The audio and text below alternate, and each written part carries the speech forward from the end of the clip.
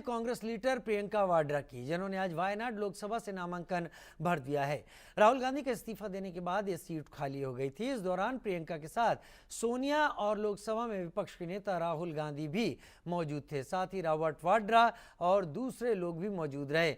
नामांकन से पहले प्रियंका ने वायनाड में रोड शो किया, जिसमें इलाके के लोगों ने बढ़ चढ़ कर हिस्सा लिया।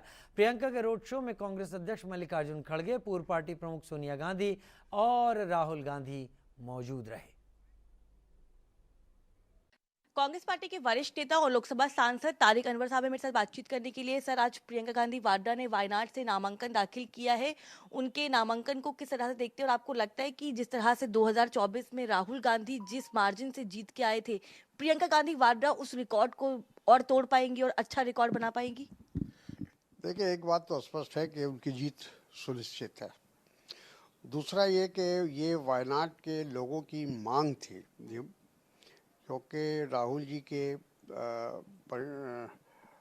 जीतने के बाद और फिर उनका रायबरेली से चुने जाने के बाद जब उन्होंने इस्तीफा दिया तो लोग बहुत मायूस थे वायनाड के कि एक हमारा नेता और कांग्रेस परिवार का और गांधी परिवार का व्यक्ति अब हमसे अलग हो गया है। तो वो उन्हीं लोगों की तरफ से ये मांग बराबर उठी लगातार कि वहाँ प्रियंका जी को चुनाव लड़ाया जाए, और उनकी भावनाओं को देखते हुए हाईकमान ने प्रियंका जी को वहाँ भेजा है। और जैसा मैंने कहा कि शानदार जीत उनका इंतज़ार कर रहा है। बीजेपी के नेता हैं गिरिराज सिंह, उन्होंने एक बयान दिया कि कांग्रेस पार्टी और गांधी परिवार परिवारवाद से आगे उठ नहीं पाता। लोकतंत्र में ये लोग केवल अपने परिवार के बारे में सोचते हैं और इसीलिए गांधी परिवार, राहुल गांधी हो चाहे प्रियंका गांधी हो, हमेशा चुनावी मैदान में वही दिखते हैं और कोई नेता जो है वो प्रोजेक्ट नहीं किया जाता कांग्रेस पार्टी की ओर से।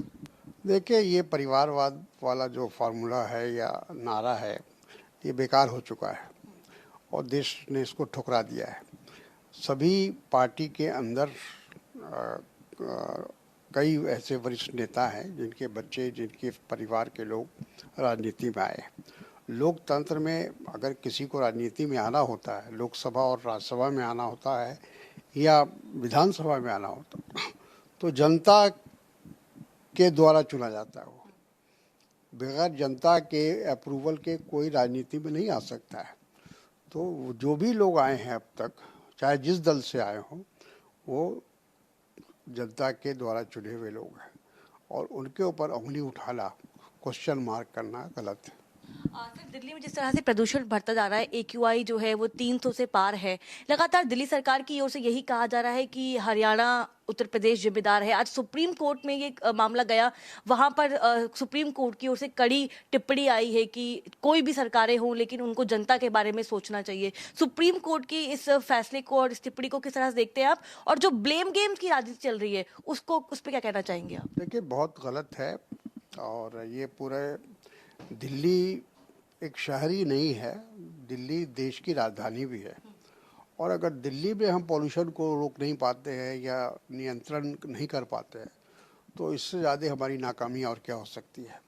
और ये बात बिल्कुल ठीक है कि एक दूसरे पर ब्लेम करने से इसका कोई समाधान नहीं है।